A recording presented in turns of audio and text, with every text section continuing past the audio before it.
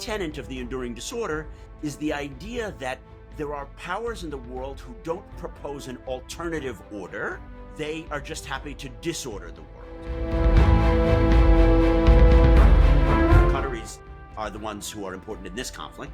They have the relationships with Iran, with Hamas, with the Taliban, with Russia, with the Ukrainians, and with Israel and with America and with NATO. They are the swing player. That's why all of the hostage releases, yes, there is some Egyptian role, but all the discussions are happening in Qatar. The Qataris are the ones delivering the hostages. Make no mistake about it. So what do I think is going to happen? I think that the war is going to restart and it's going to be horrible. It doesn't mean that it has to, though. It doesn't have to.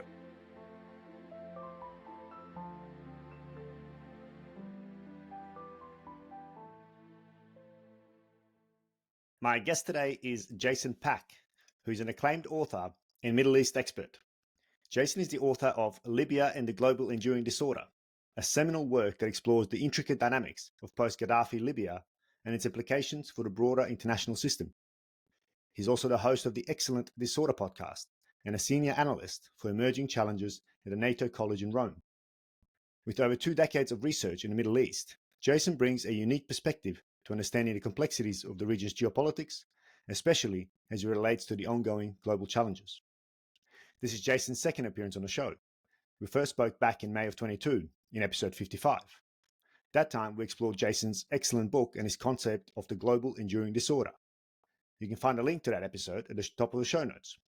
Today, Jason joins me to discuss the recent escalation of violence in the Middle East, how it relates to the idea of the global enduring disorder, and what we might need to consider when looking for enduring and just solutions in the region. Jason, welcome back to the Voices of War. Nice to be back. I wish we could be chatting under better circumstances. Absolutely. And I guess much like last time, there's more disorder in the world. Fortunately, many are paying the price for that disorder. But as I mentioned in the intro, I will provide a link to our previous chat where people can find out a bit more about you and a bit more detail about your background. But perhaps for those who have not come across your work previously, it might be useful to just get a glimpse of your career. So Sure. how do you describe what you do? Sure. I wish my career had been less relevant to the situation we find ourselves in, but it's even more relevant. I grew up in Manhattan, Mass, and I'm not Middle Eastern in any way, and I'd never been to the region. And I was studying science in Massachusetts, particularly biology. I thought I was going to become a doctor. Then this little thing happened called the 9/11. And I felt that I should do something for my country. I probably would have joined the army if Gore had been president. And maybe I just say that now, and I wouldn't have had the courage then. But I do believe that I would have done that. I felt that I needed to do something to help my country, to help the West, to inform policy. And I thought, well, Israel has been done enough, and people in New York in particular, they understand that. I moved to Beirut, and I was in Beirut, and then I had my Fulbright in Egypt that got transferred to Syria, and I stayed on. I lived in Syria for about 2 years. I got into graduate school in England. I realized I didn't want to be an academic. I got recruited to work in Libya, and for the last almost 15 years, I've been doing mostly Libya. In between there, I did a master's in Jerusalem that I don't usually put on my resume. But since this conflict has been coming out, I've been like releasing new facts about myself. So I studied in Jerusalem for 2 years. My Hebrew is reasonably good. I can understand Israeli radio. I read the newspaper in Arabic. And I have to say, I'm one of the few people who can say that they've been in Gaza and Damascus and in Israeli kibbutzim. And I was in southern Lebanon during the 2006 war. And I've also worked with the various Gulf states, such as the UAE and Qatar, as it pertains to their destabilizing influences in the post-Arab Spring states like Libya and Egypt. So it kind of has all come together for me. I didn't train for this moment, but in a way, a lot of what I've done in my career has given me some insights into this really broken moment. Yeah, absolutely. And I guess that's perhaps also an explanation as to why your podcast has been doing so well, because some of your episodes and excellent episodes, by the way, have really focused in on what's going on. So given your background, I'm not at all surprised to hear that you're featuring more prominently now, given what's going on in the region. But perhaps before we get into the region proper, that I really like to do, it might be worthwhile also recapping for us, for those who haven't come across the term before, what you mean by global enduring disorder in the first place. Sure. It's a term that I thought was kind of novel when I coined it in 2018. Then, as I was writing the book in 2019 and 2020, it was less novel and more people were saying it.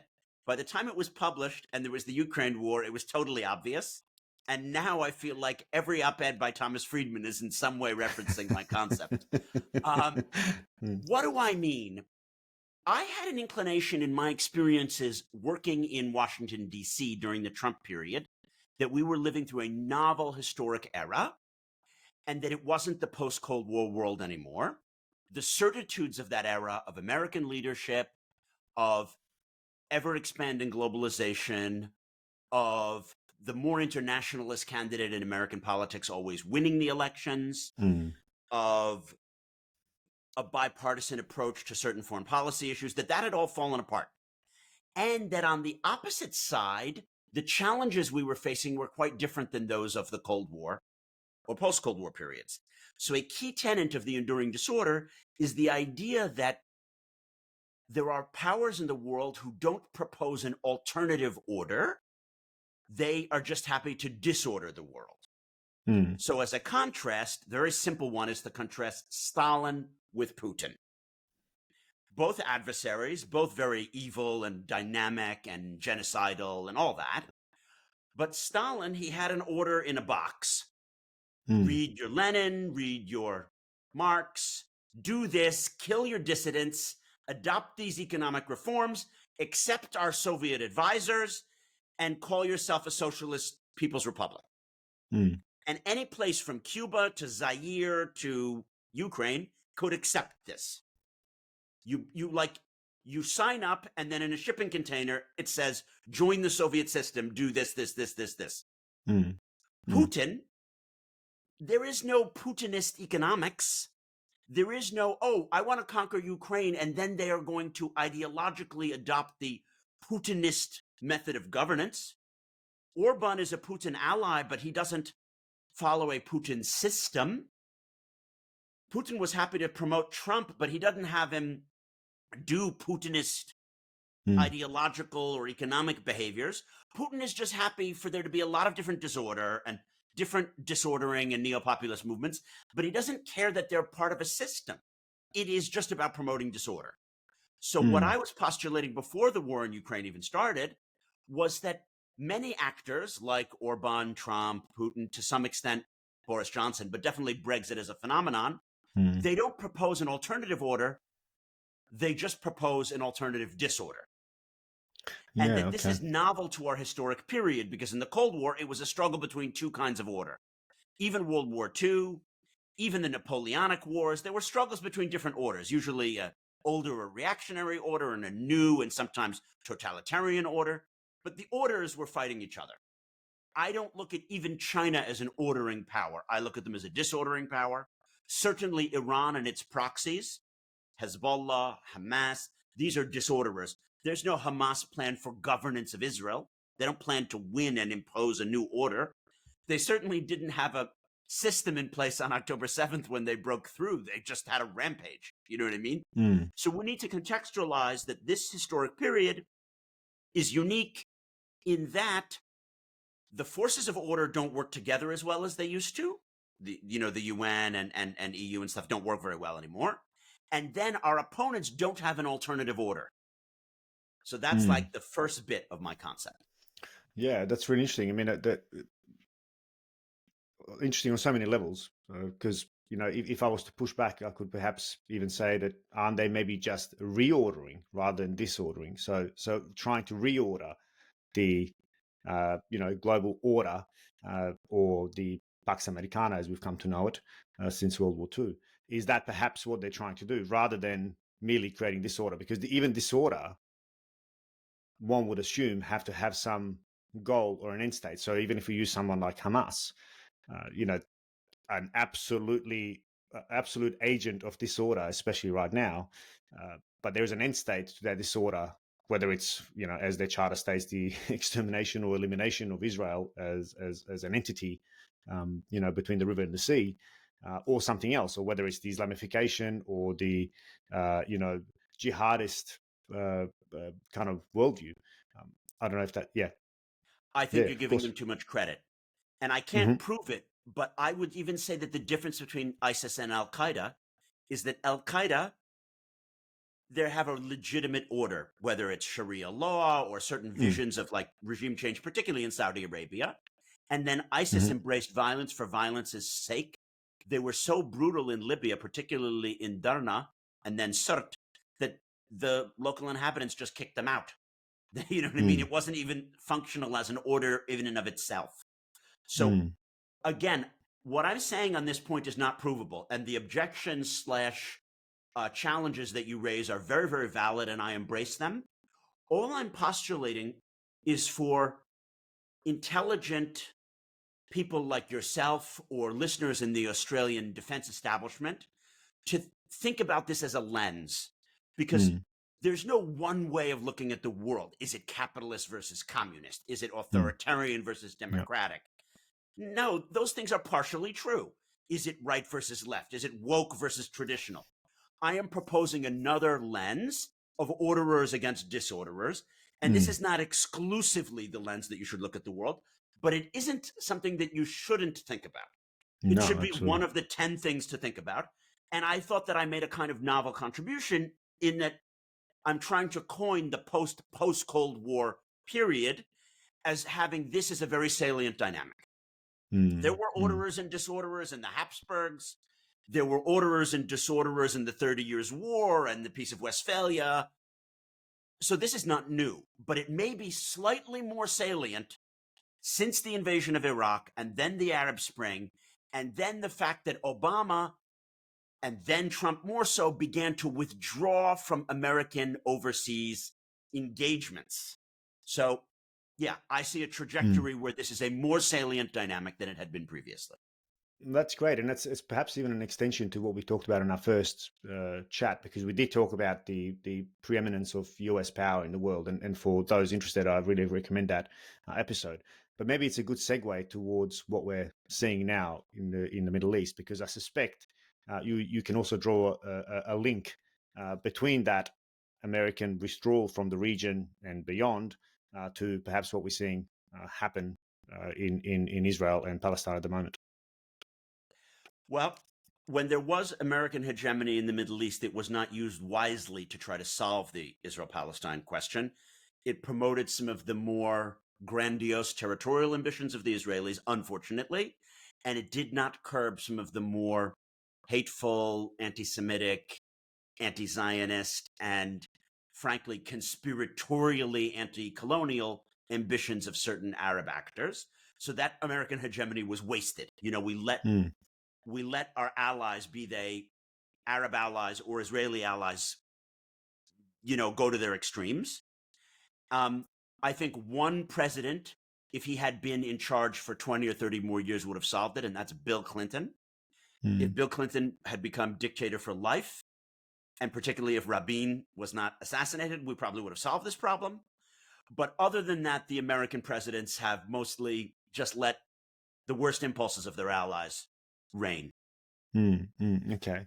All right. Well, then, how does to maybe boil down more specifically to the current conflict? How does the current, or how is the current conflict a manifestation of the enduring disorder? Great, Maz. I believe that it is a manifestation because another principle of the enduring disorder, which we didn't have time to get to heretofore, is that conflicts that appear different in kind are actually interrelated. So climate change and the war in Ukraine are connected, and Mm, tax havens and Putin's use of cyber misinformation to manipulate our elections are connected. mm, Unfortunately, in the Israel-Palestine conflict, the phenomenon of decentralization of violence, upscaling of the kind of technologies that lesser powers can have, And misinformation and Twitter wars and all of that connects the Israel-Palestine issue to all of these other conflicts, to Ukraine, to Trump, to Brexit. It's actually all connected. And I have to say, as someone from New York who has been dealing with the 9/11 and then the Israel-Palestine and then being in Syria and Iraq, when I woke up on October 7th, I knew it was bad, but I did not grasp the absurdity of what people would be shouting on the streets in London in their protest marches, and then the craziness of what Ben Gvir and Israeli settlers and settler violence would be. This is actually so much worse than the 9/11. Why? Because the very nature of the enduring disorder and the way in which misinformation and just the crazy polarization of our identity-based debates play out online makes it worse. If the 9/11 had happened 20 years later, it probably would have been the same.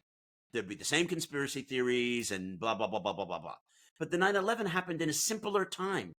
So I feel like it didn't have the ability to have all these enduring disorder media elements as well as interconnection with other conflicts. So another principle of the enduring disorder is that the West's ability to work with our allies is diminished based on a lack of attention and a lack of people giving a shit. And what do you know? As soon as there's this war in Gaza, the Speaker of the House is like, oh, we're not going to give money to Ukraine. People don't care about that anymore.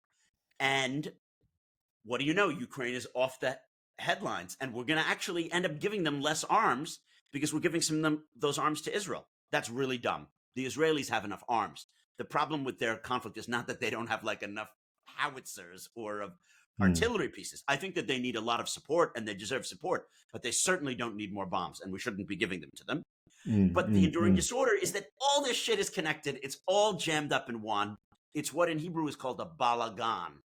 And in Arabic, unfortunately, the term fawda, because of the TV series, has acquired a bad connotation here. But it's mukhlatbat, yani inkhilat ma'bad, to give some Arabic. Everything is mixed up together. And that's another phenomenon of the enduring disorder. And we see that in Israel-Gaza. Right. So how is then, which aspects of Israel-Gaza are then connected to the world? I mean, of course, it's Iran. You know, most commentators and pundits are making that obvious link, but perhaps less obvious is the link to Russia, you know, or how what strings and levers Russia's pulling in the region. So perhaps you can explore some of those kind of strands that link this very tiny speck on the globe, you know, that's heavily contested, to what we're seeing play out in geopolitics or on the global chessboard. Well, let's talk about it first on merely the geostrategic level that you mentioned. Then let's go to the media and discursional level. And so to start with the first level, it's not impossible that Hamas received training from Russia or coordinated with the Russians. There was a degree of sophistication in their operation plans, from communications jamming to flying over the Gaza barrier fence. And now, of course, I'm not doing this colonialist condescending thing of saying, oh, well, Arabs couldn't have coordinated such a sophisticated operation. No, of course they could have. Of course they could have. And they didn't even need Iranian help. But we know that Hamas operatives were in Moscow and were meeting with Lavrov in March of this year. And we also know that there have been a connection between Russian intelligence and Hamas through Iran. I'm happy to send you Jonathan Weiner's article in Middle East Institute of yesterday, where he speculates about intelligence sharing through Russia. And I really admire Jonathan Weiner as a mentor. And he's someone who would know, having been special envoy for organized crime under Clinton and then special envoy to Libya under Obama, where he was dealing with the Russians. Right. Yeah, absolutely. In terms of the connection of these things, whether or not they directed or helped plan it, let's say that the Iranians are honest. They were surprised. And then they're like, oh my God, you did too much. We just wanted you to do a little less. That doesn't matter, really. They are elements of disorder, the Iranians and the Russians, and they say that the Zionist entity this, and you need to wipe it off the map, and you need to whatever. And Therefore, they have been cheerleaders for this. Even if they did not facilitate this exact attack, the Iranians facilitated an environment where attacks like this can happen and get applauded in the broader extremist Islamist community, both Shia and Sunni. So it almost doesn't matter if they gave that tactical help, but maybe they did, right? On this geostrategic level, let's say that they didn't know about it. Putin is licking his chops. He was potentially on the verge of losing, and now it seems, particularly if Biden doesn't win the election, he's going to ride out the war as a stalemate, and he will have won. And a large part of that is because this has so distorted the globe, and it really pits a lot of Democrats against each other, just as it does the labor left. I mean, Keir Starmer has a different position than a lot of the backbench. Corbynistas and Starmerites are just at each other's throats because you can divide even the white Christian left between those on the center left who might support certain Israel notions and those who are like, end the war now, ceasefire now. Do you know what I mean? The Israelis have no right to even attack in Gaza at all. And so this is an issue which so polarizes even centrist opinion in Europe. I don't know the Australian debate, but I assume that it's the same. Reasonably similar. I can't comment, but the left is more divided than the right in most European and North American contexts on this issue, which is perfect because for Putin, that divides the one bloc which was firmly against him. So yeah, it's geostrategically genius. It's almost so genius that it would be amazing if he hadn't have thought of doing something like this. Now, to get to how it's all connected, I postulate that the Middle East in the period 2011 until 2023 had three blocks. The disorderers, and that's Iran, and Russia counts as an internal power in the Middle East because they essentially occupy Syria, right? So Russia is a Middle Eastern power. But so Iran and Russia and Hezbollah and the Houthis in Yemen and certain Libyan militias and some jihadis and whatever, these are the disorderers. Sometimes they work together, sometimes they don't, but they just disorder and they're happy to have misinformation and violence and whatever. Then you have the, I'm willing to work with the Muslim Brotherhood, but we're American allies. And so those are the Turks, the Qataris, the Western Libyan, what was the GNC, then the GNA, now the GNU. These are connected to various Misratan militias and linked to, linked to the Muslim Brotherhood, essentially. And then, of course, Morsi in Egypt for the period of time that he was in Egypt. This is a Muslim Brotherhood linked group. And now you have the Omanis kind of straddling this camp. They're willing to some extent work with the Brotherhood. Then if you pause this, you have the third grouping, which is the American allies who will not under any circumstance work with the Muslim Brotherhood and oppose it as their top regional thing. So the Emirates is at the top of that league tables. Emirati foreign policy since 2011 is about eradicating the Muslim Brotherhood. That's the primary goal of the Emiratis, right? They back the Zintanis in Libya and Haftar just to kill the Muslim Brotherhood-linked militias. They spearheaded and funded the coup against Morsi to put Sisi in power. And what does Sisi do? He puts all these Muslim Brotherhood guys in jail. So you have the Emiratis at the top. Then you have their proteges who are the Saudis, who are more powerful. But it's really important to keep in mind that MBZ is still MBS's mentor. And MBZ kind of has a fatherly approach to MBS. So the Emiratis, the Saudis. Then you have the Egyptians who are their client. They get paid by the Emiratis and the Saudis. And so they do that as well. And you have the Israelis, because during this whole period, there has been Netanyahu dominance. Obviously, Naftali Bennett was prime minister for like 2.5 minutes. It barely counts. You've had an uninterrupted period of Netanyahu dominance. And he is no different regionally than the Saudis and the Emiratis, who he created a peace treaty essentially with them because he supports their regional approach, which is the pure eradication of Muslim Brotherhood linked groups. So if we zoom out, the problem with these three groups is within the orderers and the American allies, you have two groups which are at war with each other. those who support it and are willing to work with the Muslim Brotherhood, and those who oppose it. So Donald Trump really further exacerbated this by facilitating and exacerbating the blockade of Qatar between 2017 and January 2021. And Trump, of course, was in the pocket of the Saudis. He went to Saudi Arabia. He touched the Golden Orb. He visited the Emiratis. He did the Abraham Accords in a way that tried to weaken Qatar, strengthen the Emiratis against the Qataris. He was very happy for this Cold War to be going on between the Emiratis and the Qataris. And everything else that he did in the Middle East was subordinate to supporting the Emiratis against the Qataris. Right. That's interesting. It's not something I've heard before, contextualized in that sense. Yeah. We could talk a whole pod about this. We could talk about the different Washington think tanks, the ones that are funded by the Emiratis and that are Zionist in a certain way, and those that are funded by the Qataris and that they work with the Turks and are pro-NATO in another way. This Emirati-Qatari issue has become the most important partisan fissure in Washington about how the Middle East is seen and viewed between Democrats and Republicans. But, and so just on that Emirati-Qatar point of difference, what is their principal cause of the frictions between those? And of course, if you're a hard right Republican, Trumpian or non-Trumpian, you don't want to work with the Muslim Brotherhood. Right. You want the Emiratis to eradicate them. You might support Haftar in Libya. You're certainly happy that the Jordanians crack down on Muslim Brotherhood-linked groups, that the Saudis are funding an anti-Muslim Brotherhood Islam now. That's a hard right, both arch-con, neo-con, and Trumpian neo-populist position.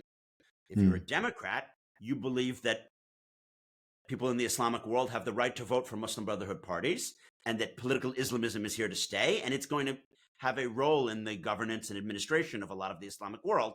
So if Morsi was duly elected, he should be allowed to run Egypt, like Obama thought. And Biden certainly believes that the Muslim Brotherhood, as it exists, is something that we need to work with. And therefore, he's willing to work more with the Qataris. Whereas isolating the Qataris was the primary goal of the Trump administration throughout the region. Rather than isolating the Iranians, he isolated the Qataris. What I call for is to move from these three camps to two.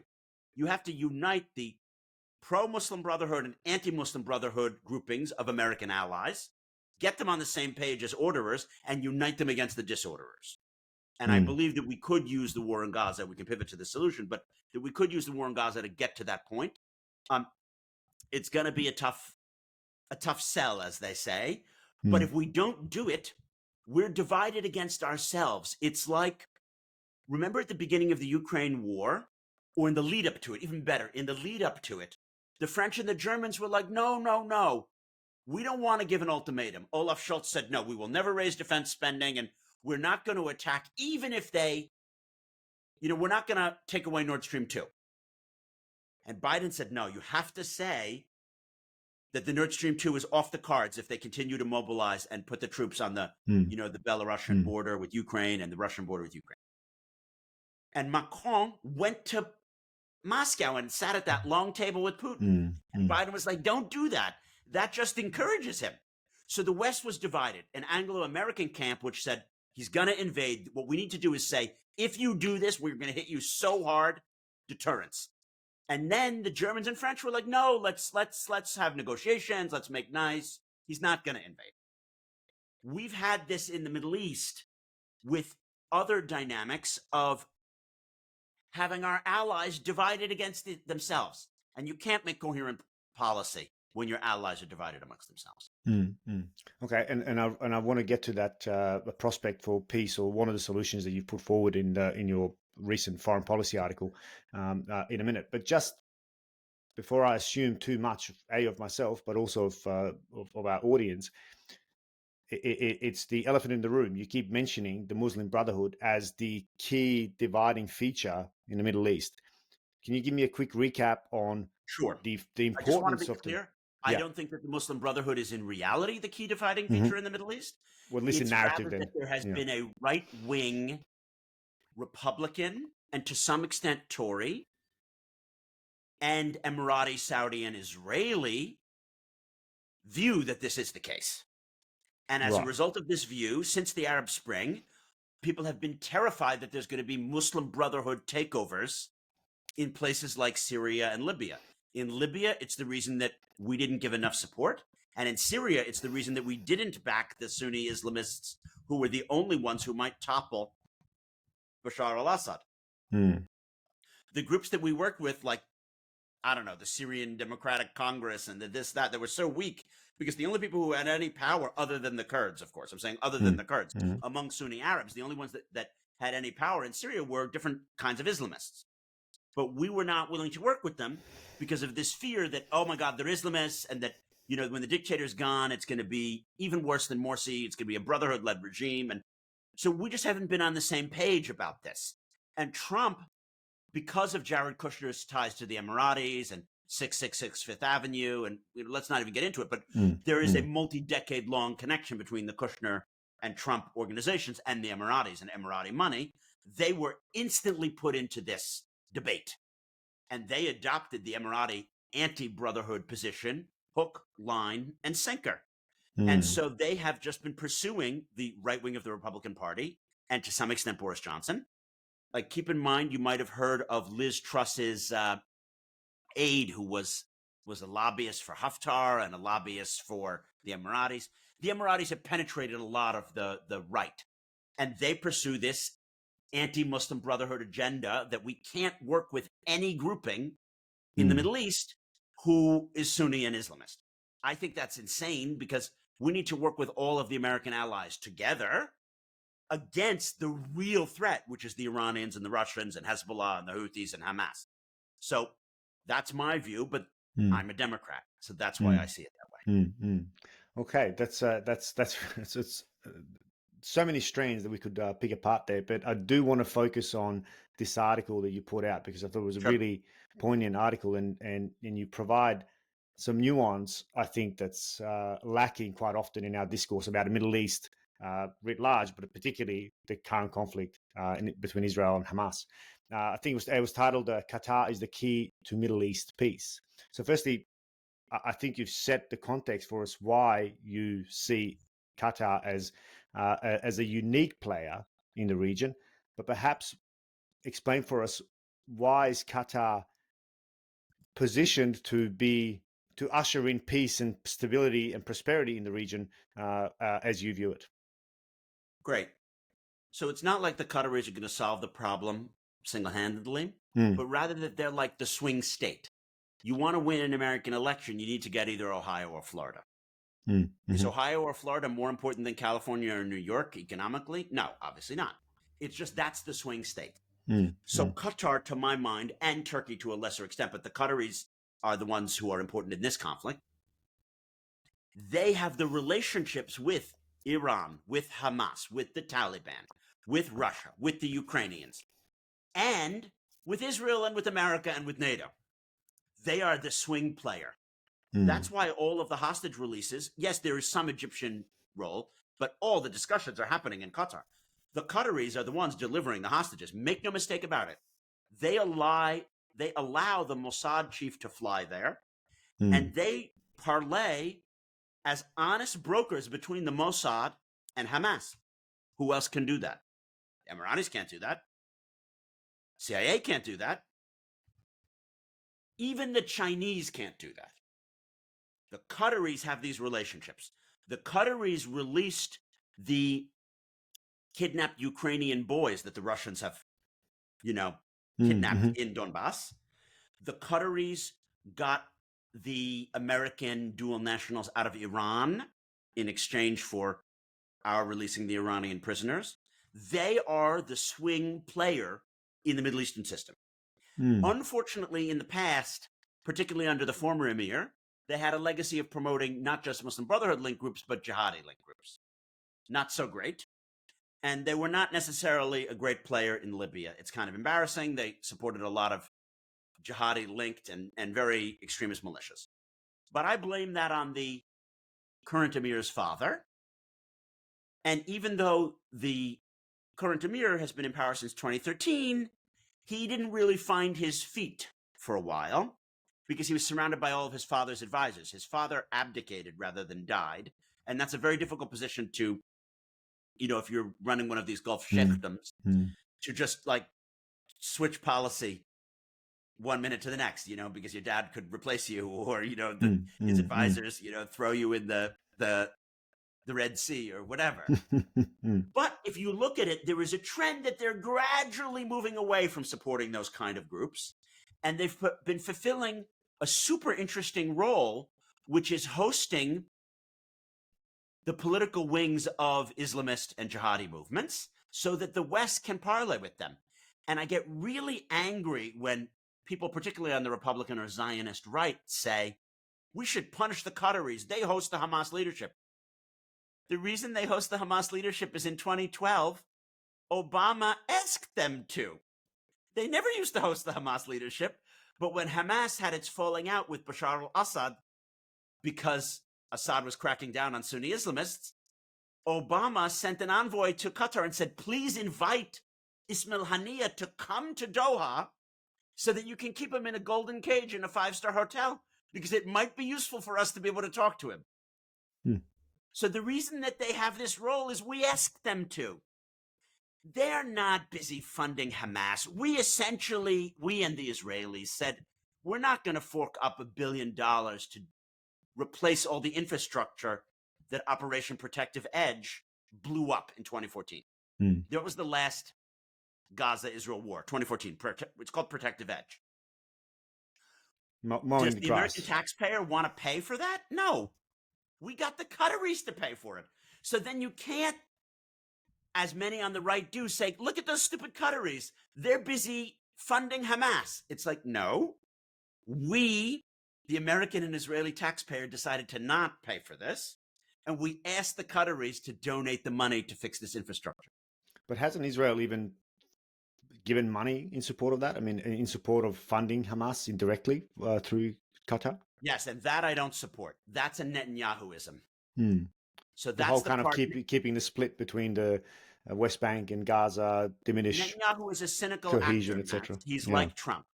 Yeah. In fact, you might say he's worse than Trump because he is a more intelligent version of Trump. It's scary. He knew even in the 1990s at what was called the Wye River Accord how to disrail the Oslo process, because he understood if he worked more with Hamas, he could undermine Fatah and the Palestinian Authority, and then he'd never have to deliver a Palestinian state, and they could continue to build the settlements, and he would be essentially prime minister for life. It's cynical and it's horrible. So that was going on, exactly as you say. But what I was referring to before is rather the phenomenon that the Qataris should not be blamed for supporting, infrastructure in Gaza. We asked them to do it. It also washes the hands of the West broadly, but the US specifically, since Hamas has been listed as a terrorist organization, complete. Firstly, its military arm, but then Hamas as a political institution organization was then listed as a terrorist organization, and therefore, because we do not negotiate with terrorists, this allows a cutout of Qatar to be the facilitator of those discussions indirectly, so that your hands are ultimately clean as the righteous West. The Qataris are the cutout. Perception. That's exactly right. It's also important that we have the El Udeid Air Force Base there. We have a lot of special forces there. We have army there. It's not like the Qataris are anti-Western. Do you know what I mean? It's just really important to get that out there.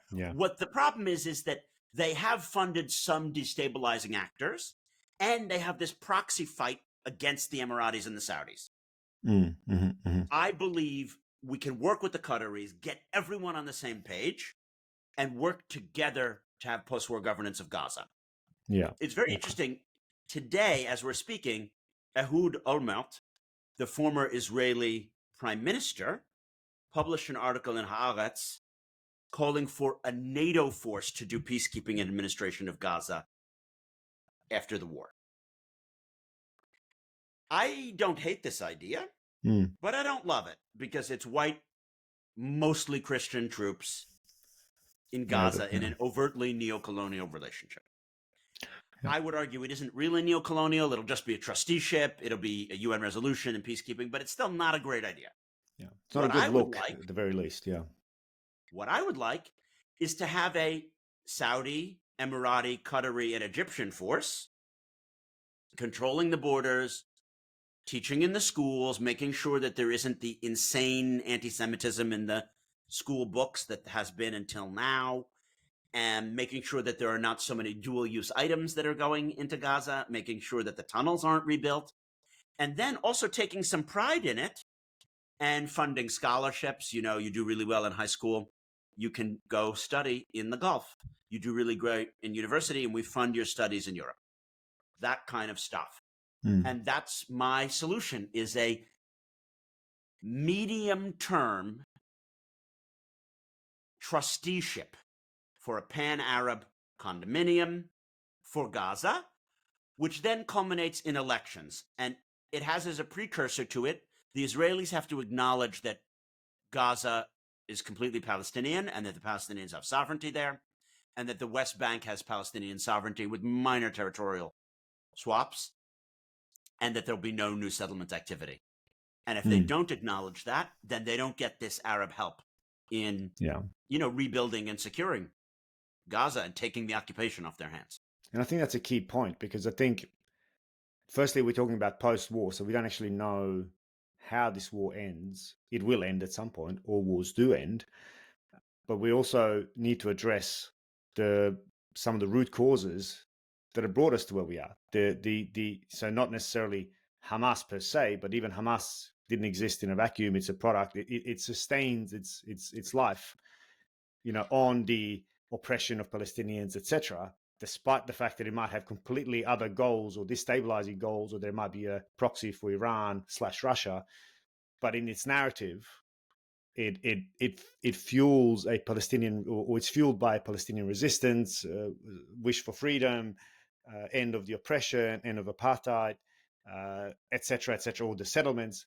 So these things need to be addressed if we are ever to have a just peace, not just in the region, but also globally. As you rightly pointed out, this is a globally destabilizing war. Given context, how right? geostrategically unimportant Gaza is, it's shocking that this is about the most destabilizing from a rhetorical and media perspective of any conflict. Ukraine is... What do you think why that is? Why do you think that is? Because I agree, it is, and I had my own thoughts as to why, but be keen to hear, because it is, as you rightly point out, it is so polarizing across the whole world, certainly the West. It's very difficult to say a lot of my thoughts in an interview that's going to be recorded. It has to do with the weird ways in which Jews and anti-Semitism is something which is broadly motivating. I believe it is the less socially acceptable hatred.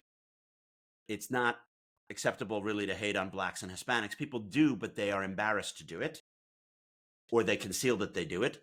This is a hatred that is something that billions of people in the globe allow themselves to do this. The unique position of Jews and Israelis in tech and finance and in the global system, it is a proxy for many other culture wars about the West and capitalism and the role of the Pax Americana and the fairnesses and unfairnesses of that. This conflict is rhetorically tied up in all of these complex issues. And then 340 million Arabs and 1.4 billion Muslims have been fed, many of them, not all of them, but more than half have been fed a rhetoric that, the injustices that the Israelis perpetrated on the Palestinians are essentially the worst injustices of human history. Worse than Hitler and worse than what Bashar al-Assad has done to his own population. And therefore, it's very activating, given how much propaganda there has been about this. This is a very activating conflict, even though geostrategically, if people cared as much about it as they did about who wins the Madagascarian elections, then it wouldn't matter what is or is not happening in Gaza, which is not geostrategically important. But people care more about it than they care about Ukraine. But Ukraine is tremendously geostrategically important because of its location in Crimea and gas transfer and NATO expansion. I mean, that's what's so interesting, is that not as many people care about Ukraine because they don't understand the issue, and everyone has a bloody opinion about Israel and Gaza. It's interesting. I mean, the way I see it is, it's the media that cares about it, which is why the people care about it, right? Because if it wasn't televised as No, much I as it don't think is. that that's fully fair. Or I at just want least to for push the, back or at slightly. least for the bulk of the population that's unaffected, right? So you know, and I take your point about kind of anti-Jewish sentiment somewhere lurking beneath the surface, but I don't believe that is the case for the thousands that are marching, you know, pro-Palestine or to stop the bloodshed in Gaza at the moment. I don't. If that were true, then we live in a much worse world than I choose to believe. But I Okay. do, and I'm also a child of Sarajevo, so I understand what that kind of bombardment does to people and what that kind of suffering does to people, and what impact images of you know, countless children being killed in Gaza right now have on the human psyche. And perhaps I'm naive here, but I would like to believe that most of those people protesting, you know, against the continuous bombardment of Gaza do so out of good intentions, as opposed to due to an anti-Jewish, anti-Israeli sentiment. But I'm not So sure if we agree can on it that. be some of both? I think probably the majority of people who are protesting and marching in Westminster, and I don't know what the situation is in Canberra or Melbourne, Yeah, it's are, very as you similar. Yeah. say, they're not motivated by anti-Semitism. They are motivated by how absurd it is that, you know, 5,000 children have been killed, which is absurd and it shouldn't have happened. But there's one problem with this, Maz. Where were those people protesting when 40 or 80,000 kids were killed in the Syrian conflict, and Yeah. 1 million people were displaced and 100,000 were killed? I And didn't see anyone protesting this is why I'm in saying that's the and media, because we didn't see it. We no, didn't have it no, like this. It wasn't no, like this. It no. wasn't It's like this. It because wasn't people care, 24/7 coverage. It wasn't 24/7 right? coverage. Because people care. That's why the media covers it. I think it's it must be, there's a relationship there. Okay. So it's, I mean, it's, and the way I see it is also people care because it's Israel, right? Because Israel is pinned as a democratic state, as one that embraces the just war tradition that we so dearly hold to our heart in the West anyway, right? And this is now the country that we're funding, we're providing arms to, etc. And in many people's eyes, they've overstepped what we would consider moral and ethical and justified, notwithstanding the horrors of October the 7th, right? And I don't hear, as much as someone like Piers Morgan wants people to condemn Hamas, and I certainly have, you know, condemned Hamas for what they've done, of course, right? But we don't hear people defending that act who are protesting against the ongoing bombardment of Gaza, at least not in the in this kind of grand narrative that this is anti-Israel, anti-Jew. Of course, there are those who are, even at Sydney Harbour Bridge, and I'm sure you've, or Sydney Opera House, you've heard of the chants, you know, gas the Jews, etc. Look, we also have to understand the human dynamics of our herd mentality. People are stupid when in a crowd. One idiot needs to yell something and people will jump into a chant. Again, I'm not defending it. Far be it from me to defend something as abhorrent as that. But we need to understand how crowds work, the madness of crowds. You know, Maz, if this I is all can part jump of it. in, I Hmm. agree with everything that you've said. The majority of people are not motivated primarily by anti-Semitism, but there is a perverse fascination Hmm. with Jews in Israel and Zionism Yeah. Yeah. and the crimes of Zionism. There are crimes of Zionism, obviously. Hmm. Displacement and lots of killings and arbitrary arrests and torture and bombing and all that. Hmm. But there's a bloody double standard Hmm. because Yeah. Yeah. I we agree. needed to get rid of ISIS, and we did a lot of stuff in Mosul and Raqqa. Mm-hmm. Very few people were protesting. Hmm. Civilians got killed. Mm-hmm. If the Israelis would do exactly the same as the American forces did through our Kurdish and other allies in Mosul and Raqqa, they would have hell on their hands. Mm-hmm. And God forbid some crazy Mexican gang would break through the fake wall that Trump never built, and they would go on a rampage in Texas. God forbid. But could you imagine what the response would be? We would just, destroy all the cartels in Mexico that did this. People would not get as incensed. It's something about that it's the Israelis doing it. And that's my belief, having lived there. It's yes, it's the Holy Land, but the Israelis are held to some kind of microscope, which is absolutely insane.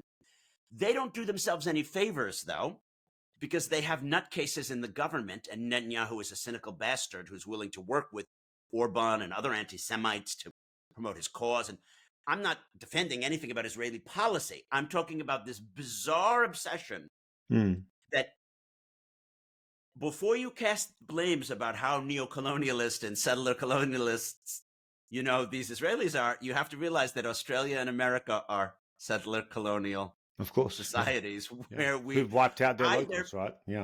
We either indirectly genocided the indigenous peoples or we actively genocided them. So do you know what I mean? And therefore, that's the part that pisses me off, is that I see so many people being like, who am I? We're just Americans or Australians and Canadians, but look at those evil Israelis over there.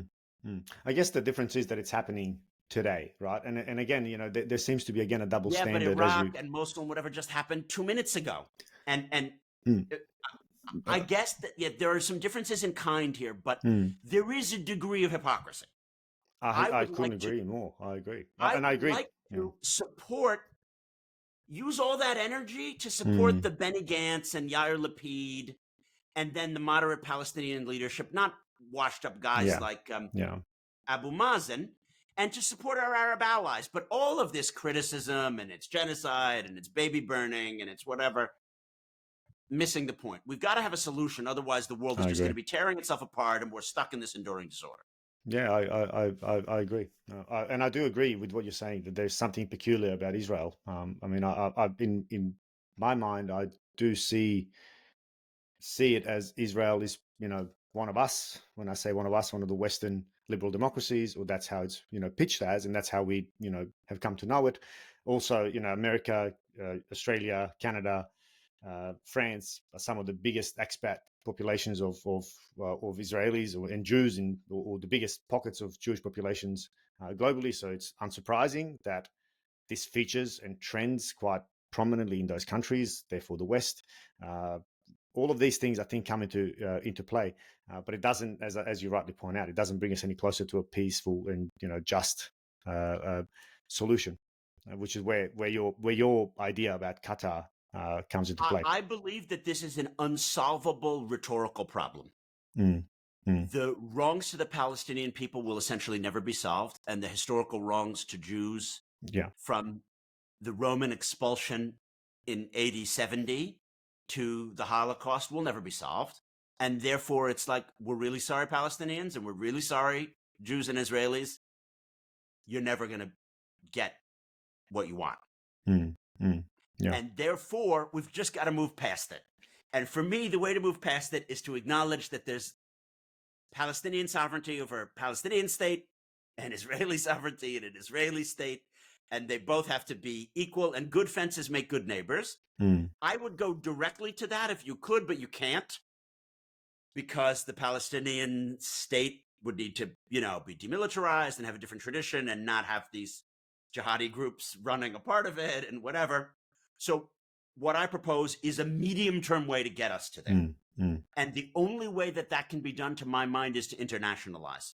The Israelis have proven, not just Netanyahu, but every leader since Rabin was killed, they cannot be trusted to do the diplomacy to get to a peaceful outcome themselves. So I don't actually look at Israel as a Western country. I look at it as a Middle Eastern country. And in the Middle East, there's these belonging issues. You know what I mean? Like, we are Shia and you are Alawite and you're Druze and we're connected. Israel has these bizarre belonging dynamics and the intertribal and other things. Look at it like a Middle Eastern country. That's well said. Then you begin to understand, that's why you have the constitutional reform crisis, and the Haredim, who are the ultra-Orthodox, have their issue with the secularists, and they want to prevent them from having abortions, and they want to have, Jewish religious courts get to say who is a Jew, and this business has to be closed on Saturday. It's a Middle Eastern country.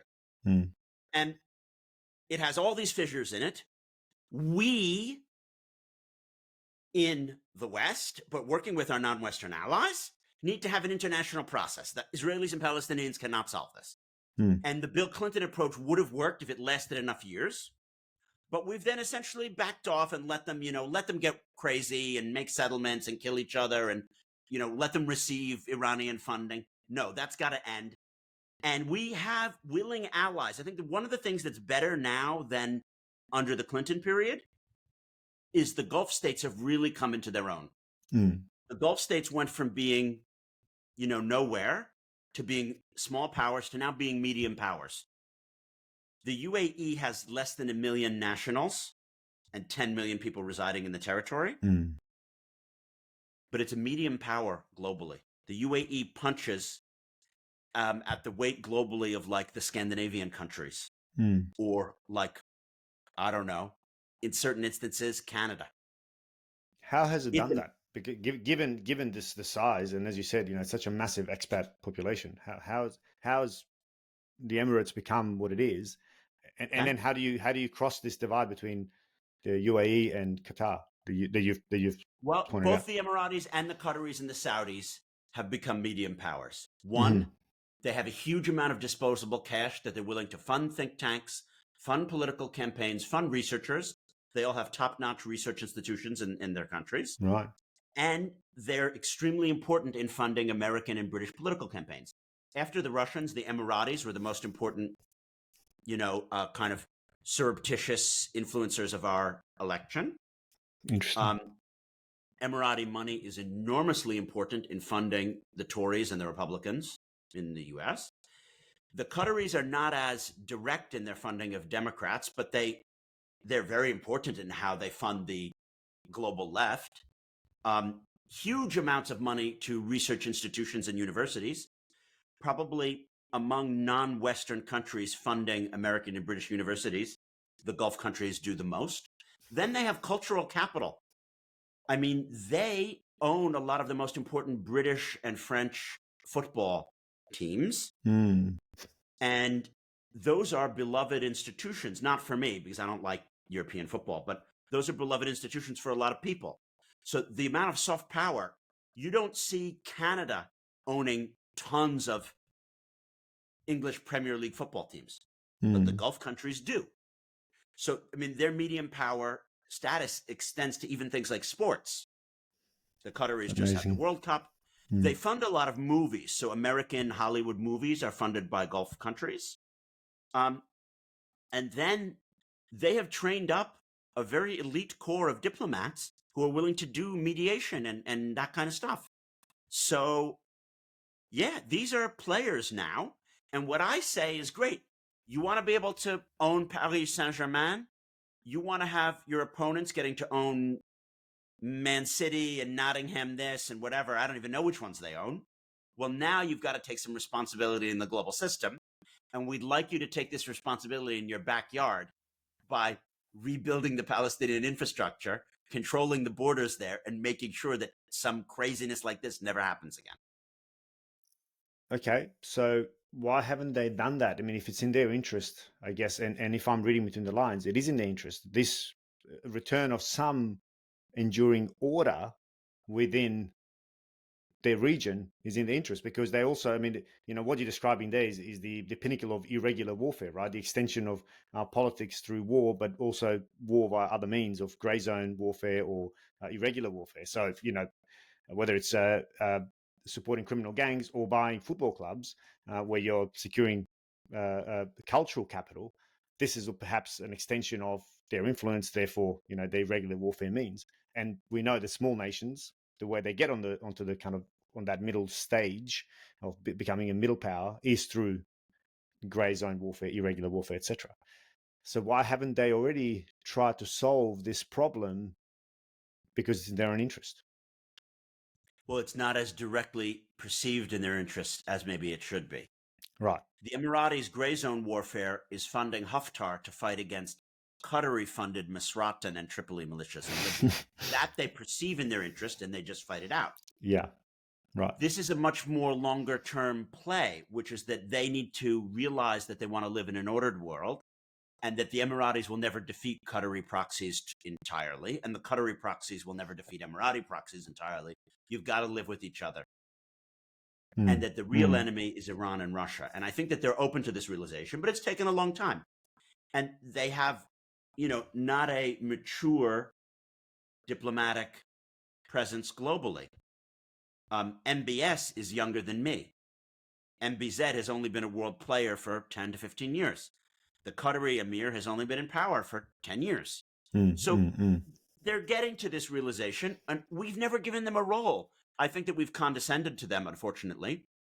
One of the things I write in the foreign policy piece that you mentioned, and I guess we'll put in the show notes, is we need to say we're really sorry. You were right, we were wrong. We, the West, were wrong about a lot of things about how this conflict should be done. You were right. They've been telling us we needed to get everyone on the same page against Iran. They were telling us that we needed to do certain steps and to deal with jihadi militants in a certain way, and we didn't do it.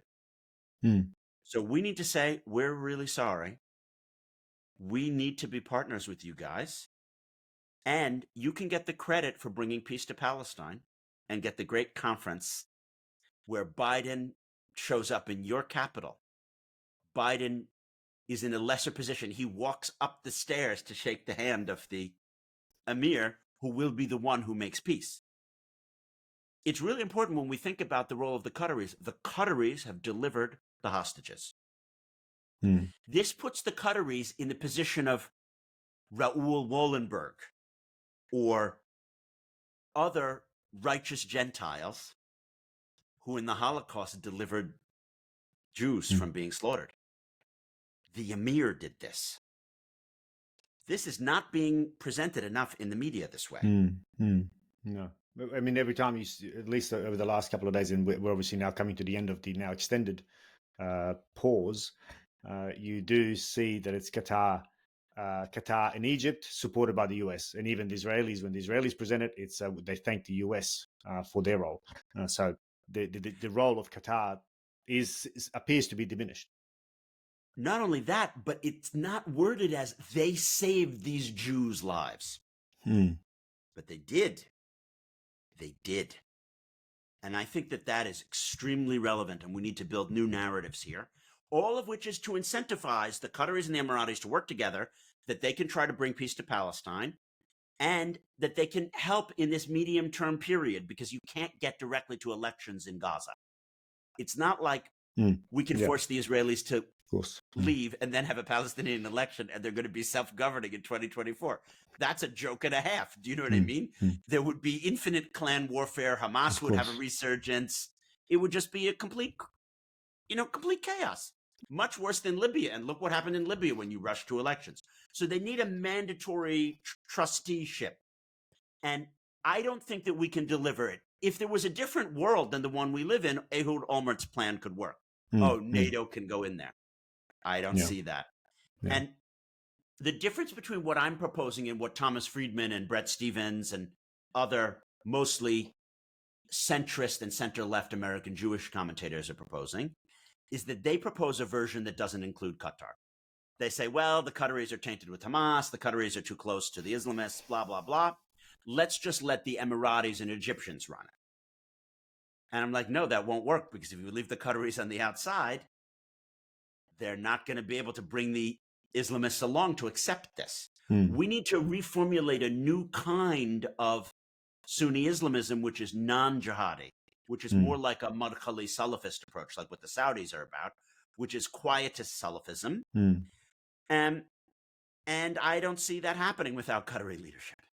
So Qatar could become the Switzerland of the Middle East, if given the chance, basically.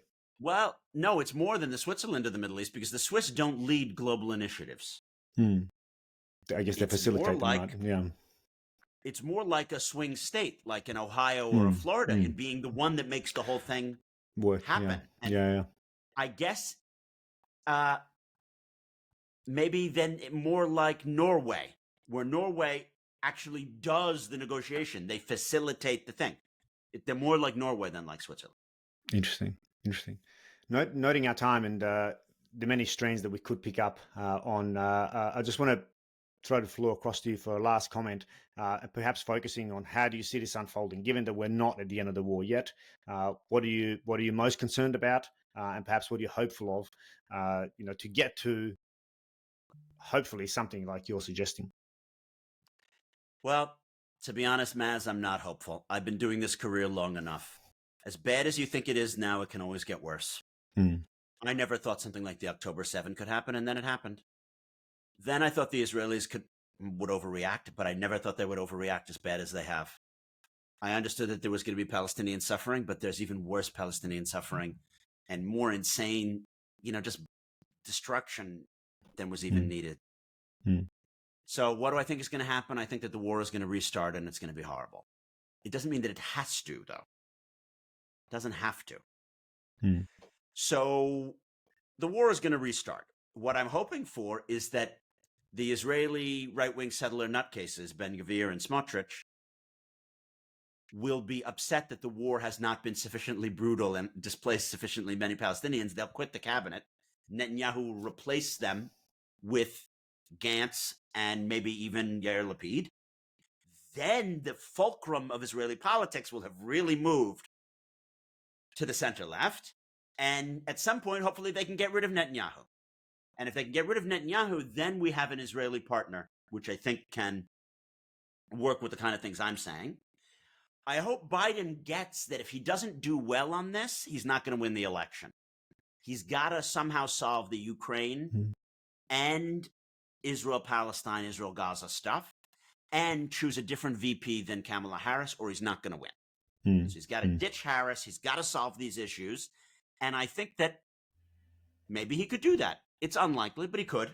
And then, hopefully, we'll begin to work with the Gulfies, because I think that they're open to this. Like, it's worth pointing out that in addition to Omer's op-ed, Abdel Fattah Sisi, the Egyptian dictator, he wrote, "We're going to need a pan-Arab condominium to administer Gaza." He said it just a few days ago. I've been saying this for months. I actually said something like this in 2005. I was living in Jerusalem then, and there was the Hitnatkut. And I'm like, this isn't going to work. We can't let either the PA or Hamas or whoever run it. They need to have like a pan-Arab thing. So this is something which is 20 years in the making, but now is the moment to seize on it. So I think that's a great place for us to stop. And let me say, it's really a pleasure to chat with you. You bring out great energy always in your guests.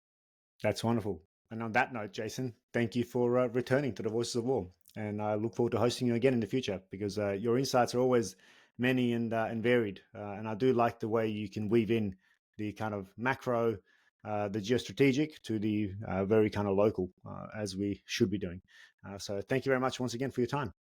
The pleasure was mine. I look forward to having you on my pod. And please, everyone, check out the Disorder podcast, where we talk not only about Israel-Palestine and Ukraine, but about how everything is interconnected, from climate change and COP to tax havens and migration flows, and the way that this conversation showed how those things are all interconnected. You can really find that with great guests in the Disorder podcast. So I hope you come and join me on that as well sometime, Maz. Absolutely. Would love to. See you later. Bye.